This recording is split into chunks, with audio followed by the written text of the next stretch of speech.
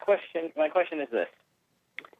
A while ago, well, actually today, I was listening to one of your presentations on Jehovah's Witnesses, and you the one from Grace Community Church? Huh? The one from Grace Community Church? Actually, well, yeah, I was listening to that one, but I was also listening to another one that was much older. I don't remember where that one was from.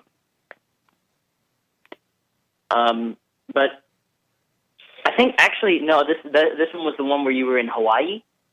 Yeah, that one's the easy one to remember because I generally don't wear Hawaiian shirts while teaching, but when you're in Hawaii, you do as the Hawaiians do. So yeah, okay, go ahead. Yeah. And I remember you saying that a Jehovah's Witness basically believes that you are a soul and that you don't have a soul. And my question is that implying that you believe that we merely have a soul and not are a soul? Because I'm really confused as to the matter of what we are in relation to the spirit and the soul and stuff. So I'm like, what is the Bible's position? Why is the Jehovah's Witness wrong/right? Oh, well, the Jehovah's Witness does not believe that there is a spiritual aspect to man that survives death, for example. So man ceases to exist when he dies. There is no spiritual aspect. And in fact, there's such a disjunction that in Watchtower of Theology, when you die, you cease to exist. And in the millennium, what is resurrected is based upon God's memory of who you were, which really means there's no connection between you and whatever it is that's created in the future. You don't have any continuity at that point, and which I think is one of the devastatingly discouraging concepts of Watchtower theology, especially when they face death. So yeah, because that's not actually you. Exactly. That's the whole point. It's so important in Watchtower theology that's the same issue with Jesus. Is Jesus Michael? Well, sorta. But Michael is a spirit creature who ceased to exist, and then Jesus was a human being and lived on earth for 33 years, and then he ceased to exist, and Michael's recreated. So there really isn't a line between connecting those things. Even though there's a connection conceptually, there really isn't a line connecting those things. It's one of the oddities of witness theology that, who knows, the witnesses change theology fairly regularly, or they'll change that too. But anyway, what do Christians believe? Well, you have people who take a bipartite or a tripartite view of man. The body, soul, spirit position that strongly distinguishes between soul and spirit. Normally, the soul will be identified there with man's intellectual life, and then spirit, the spiritual life that continues after death. And then others would take more of a bipartite. There is the spiritual aspect of man, and there is the bodily aspect of man, and would see spirit and soul as more synonymous or referring to different aspects of the same spiritual nature of man. And so you'll get argumentation on that particular subject. And I know good tripartite men. I'm more of a bipartite individual. My seminary training really strongly emphasized, I think properly, the fact that there has been a lot of Greek philosophical speculation that has informed a lot of people's understandings of these things. And certainly in the Hebrew understanding of man, there is a unity of man, not to deny the category of the physical aspect of man or the spiritual aspect of man, but that no matter how much you might want to dig into distinguishing between terms such as pneuma, suke, nefesh in the Hebrew, ruach, whatever, that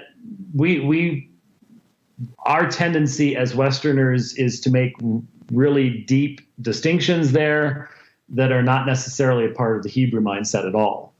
And so you have to balance those things. And you always have to remember that no matter what distinctions you make in those other areas, man is still created to be man. And hence, for example, it is unnatural for man to exist in a disembodied state. That's why the resurrection is so important. That's why that term is so central to New Testament anthropology and to the final judgment of all things and all the rest of that. So you'll find good discussions of who lines up where, and all the arguments in decent, any good, solid systematic theology will lay out where the arguments are on that particular subject. But the key issue between Orthodox Christianity and Jehovah's Witnesses on that issue is that they deny any spiritual aspect that survives death whatsoever. Whereas very clearly there is a spiritual aspect of man that, as Peter says, those who are, for example, are unrighteous God keeps them under punishment until the day of judgment. So there was Dr. Peterson from the Covenant Seminary, the old Covenant Seminary, has a fairly extensive work that will go into various aspects of that. And even Bob Morey did good work in that area back in the day before other weirdness happened. I think his book was called Death and the Afterlife, if I recall correctly. Okay. Well, so basically, if I could sort of make an application to what you're saying, since there's a lot of disagreement between Christians on this particular issue, would you say it's not really worth talking to Jehovah's Witnesses about debating their view on it?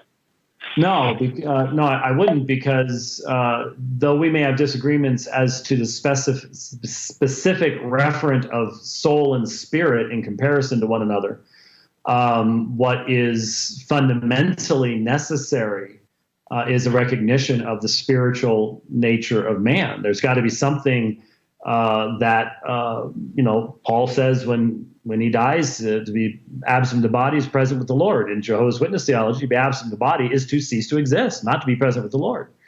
Well, with that in mind, how did Jehovah's Witnesses typically interpret that passage? Remember, not all of the New Testament's written for them. Only the 144,000 have enter into a spiritual existence, but the Jehovah's Witness, because they're going to be spirit beings in heaven. They're the only ones that go to heaven.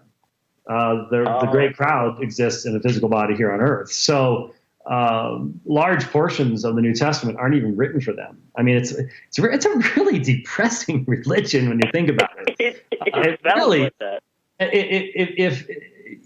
It's sad because a lot of people have let's just say just a real dislike of Jehovah's Witnesses, maybe because they've woken them up too many Saturday mornings, whatever. But when you really think about what they believe, it's depressing.